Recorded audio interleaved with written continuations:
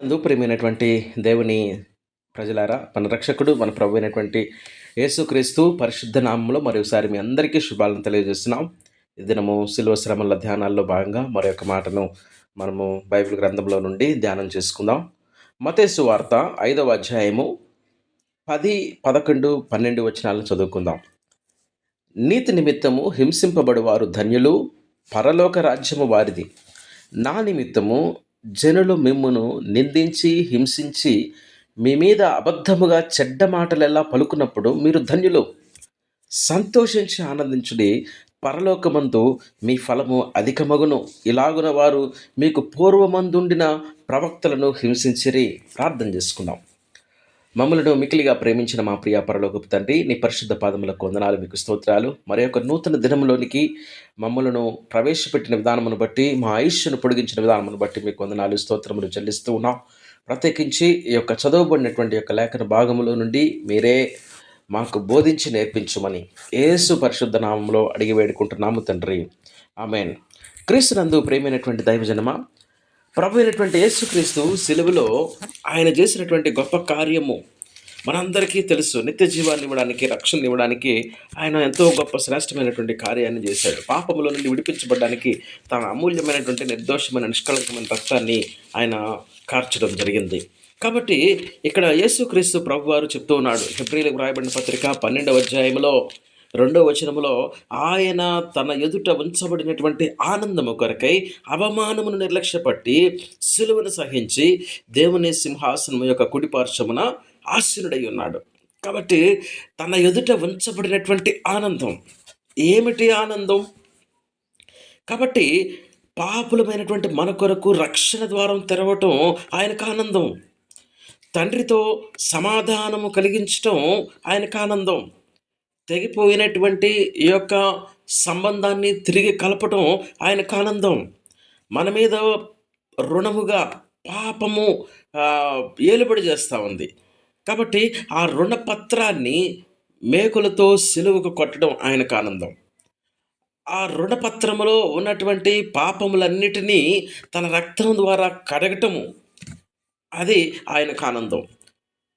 మన నిమిత్తము తన యొక్క ప్రాణాన్ని విమోచన క్రయధనముగా అర్పించటం, అది ఆయనకు ఆనందం.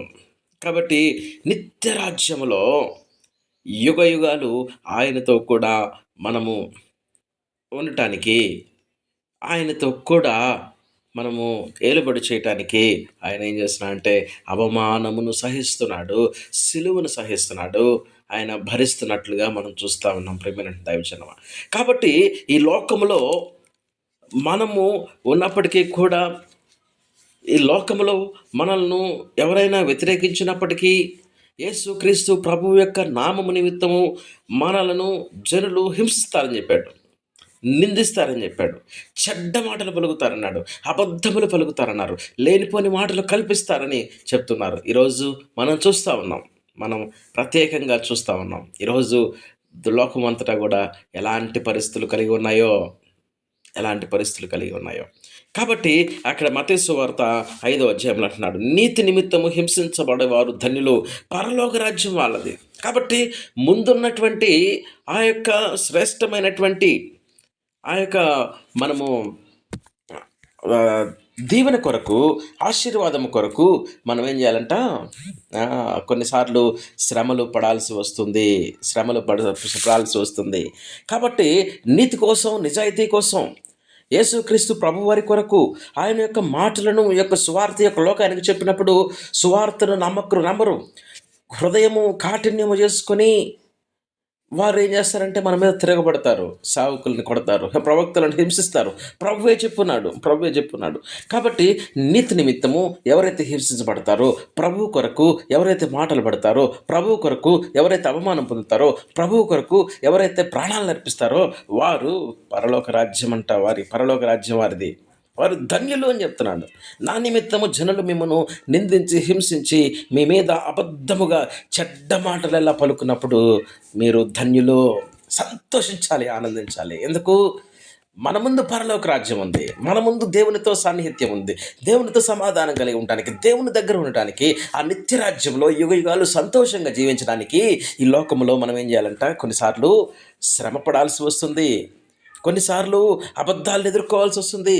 కొన్నిసార్లు మనం ఏం చేయాల్సి వస్తుందంటే, మనము చచ్చిన వాళ్ళ వరకు ఉండాల్సి వస్తుందంట. అందుకనే రోమపత్రిక 8:17-18 అంటాడు, మనము పిల్లలమైతే వారసులము, అనగా దేవుని వారసులము, క్రీస్తుతో కూడా మహిమను పొందుటకు ఆయనతో శ్రమ పడిన యెడల క్రీస్తు తోడి వారసులమంట. క్రీస్తుతో మహిమ పొందాలంటే ఆయనతో శ్రమ పడాలా. ఈరోజు మహిమను పొందాలి, ఆశీర్వాదం పొందాలి, దీవెన పొందాలి అని అన్నీ ఉంటాయి, సంతోషమే కాదంటలేదు. కానీ ఆ శ్రమలు దీవెనలు అన్నీ పొందుకోవాలంటే ఈ లోకంలో మనము శ్రమ పడాలి, ప్రభువు కొరకు శ్రమ పడాలి. కాబట్టి 18వ వచనంలో అంటాడు, మన ఎడల ప్రత్యక్షము కాబోవు మహిమ ఎదుట ఇప్పటి కాలపు శ్రమలు ఎన్నదగినవి కావని ఎంచుచున్నాను అంటాడు పౌలు. మన ఎడల ప్రత్యక్షము కాబోవు మహిమ ఒకటి ఉంది. ఆ మహిమ ఎదుట దేవుడు మనల్ని మహిమపరిచేటప్పుడు ఇప్పటి కాలపు శ్రమలు ఎన్నదగినవి కావంటాడు. కాబట్టి ప్రియమైన దైవజనమా, ఈరోజు మనం జ్ఞాపకం చేసుకోవాల్సిన విషయాలు, మనము క్రీస్తులో, మనం క్రీస్తు కొరకు హింసించబడినప్పుడు, నిందించబడినప్పుడు, చెడ్డ మాటలలో అబద్ధాలు పలికినప్పుడు మనం ధన్యులమవుతామంట. కానీ మనం ఏం చేయాలంటే రియాక్షను ఉండకూడదు. క్రీస్తు ఈ లోకానికి మొదటి రాకడలో క్షమాపణ తెలియజేస్తూ వచ్చాడు, క్షమించడానికి వచ్చాడు, పాపాలను క్షమించడానికి వచ్చాడు. ఆయన ఈ యొక్క లోకానికి దీనుడిగా వచ్చాడు, తీర్పు తీర్చడానికి రాలేదు, సమాధానపరచడానికి వచ్చాడు. ఆయన యొక్క లోకానికి మనము వెలుగులోను, మనం చీకట్లో ఉన్నప్పుడు ఆ ఆశ్చర్యకరమైనటువంటి తన వెలుగులోనికి తీసుకెళ్ళడానికి ఆయన వచ్చాడు. నన్ను వెలిగించడానికి యొక్క లోకానికి వచ్చాడు. ఆయన మొదటి రాకడలో ఈ లోకానికి వచ్చినప్పుడు ఆయన తగ్గించుకుని ఉన్నాడు, క్షమాపణ కలిగినటువంటి హృదయం కలిగి ఉన్నాడు, ఆయన ప్రేమించేటువంటి హృదయాన్ని కలిగి ఉన్నాడు. అందుకనే ఆయన ప్రభు అంటాడు, నిన్ను వలె నీ పొరుగు వారిని ప్రేమించు, మీ తండ్రి మీ అపరాధములన్నింటినీ క్షమించిన ప్రకారం మీరు కూడా ఇతరులకు క్షమించాలా. ఈ రెండు మనకు కావాలి. ప్రేమించాలి, క్షమించాలి, సహించాలి, భరించాలి. మన ఎదుట ఉంచబడినటువంటి ఆనందము కొరకై మనం ఏం చేయాలంట, ఈ లోకంలో ప్రయాణం చేయాలి. ఈ లోకంలో మనకి ఎంతకాలమో, మన యొక్క సమయం ఎంతో దేవునికి తెలుసు. మనం పడేటువంటి శ్రమలు, మనం పడేటువంటి అవమానము, మనం పడేటువంటి ఆ యొక్క బాధలు అన్నీ ప్రభువుకు తెలుసు. కానీ ప్రభు పక్షముగా ప్రభుతోటి శ్రమ పడగలిగిన గొప్ప క్రైస్తవులమై ఉండాలి. సిలువ మనకేం జ్ఞాపకం చేస్తుందంటే, సిలువ మనకు ఒక మాదిరిగా. ఈరోజు క్రీస్తుని వెంబడించేటువంటి వారందరము కూడా చిన్న క్రీస్తుల్లాగా ఉండాలి. మన మాటలు పవిత్రంగా ఉండాలి, మన చూపులు పవిత్రంగా ఉండాలి, మన ఆలోచనలు పవిత్రంగా ఉండాలి, ఇతరులను ప్రేమించేటువంటి వారిగా ఉండాలి, ఇతరులను క్షమించేటువంటి వారిగా ఉండాలి, సిలువను సహించాలి, భరించాలి. మన ఎదుట ఉంచబడినట్టు ఆనందం కొరకే మనం పరిగెత్తాలి. కాబట్టి ఈ ప్రభువు మనకి సిలువలో మాదిరిగా ఆయన చూపించాడు. తనను కొట్టు వారితోటి, తనను హింసిస్తున్నటువంటి వారు ఏం చేస్తున్నారో అది తెలియదు కాబట్టి ప్రభుత్వ తండ్రితో మాట్లాడు, తండ్రి వీరేమి చేయుచున్నారు, వీరు ఎరుగురు కనుక వీరిని క్షమించు. అప్పటి వరకు హింసించినటువంటి ఆ యొక్క ఉన్నటువంటి దొంగ, అయ్యా యేసు నీ రాజ్యములో, దావీదు కుమారుడా నీ రాజ్యంతో వచ్చినప్పుడు నీవు నన్ను జ్ఞాపకం చేసుకో. అప్పుడు దాకా దూషించి హింసించినట్టు నిందించినటువంటి వ్యక్తి యేసు ప్రభు యొక్క మొదటి మాటను చూచి రక్షణ పొందుకున్నాడు. యేసు ప్రభు గొప్పతనాన్ని తెలుసుకున్నాడు. కాబట్టి ఈరోజు మన మాటలు పవిత్రంగా ఉండాలి.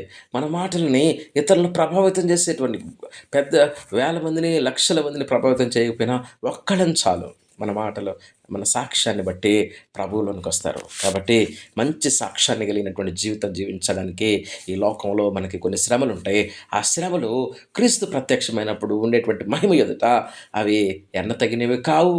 కాబట్టి ఈ మాటలు ప్రభువు దీవించునుగాక. ఈ మాటల ప్రకారం మనం ఆధ్యాత్మిక జీవితాల్లో ముందుకు కొనసాగుదాం. ప్రార్థన చేసుకుందాం. మమ్మల్ని మికిలిగా ప్రేమించిన మా ప్రియ పరలోకపు తండ్రి, నీ పరిశుద్ధ పాదములకు వందనాలు, మీకు స్తోత్రాలు తండ్రి. ఈ ఉదయకాలము మీరు ఇచ్చినటువంటి ఒక శ్రేష్టమైన మాటలు మా హృదయాలన్నిటి కట్టి ఫలింపచేయమని, ముందున్నటువంటి ఆనందం కొరకు, ముందున్నటువంటి కిరీటం కొరకు, ముందున్నటువంటి గమ్యం కొరకు ప్రభువా, ఈ అవమానాలు, నిందలు, హింసలు, శ్రమలు అనేటువంటి లోయల గుండా మేము వెళ్ళాల్సి వస్తుంది. అయినప్పటికీ కూడా మీ వైపు చూస్తూ మా యొక్క ఆధ్యాత్మిక జీవితంలో ముందు కొనసాగే భాగ్యం మా అందరికీ దయచేయమని, ఈ దినపు దీవెన ఆశీర్వాదములన్నీ ప్రభువా మా బిడ్డలకు దయచేయమని యేసుక్రీస్తు జీవము కలిగిన పరిశుద్ధ నామములో మిక్కిలి వినయముగా ప్రార్థిస్తున్నాము తండ్రి. ఆమేన్. ఆమేన్. God bless you all. Praise the Lord. Thank you.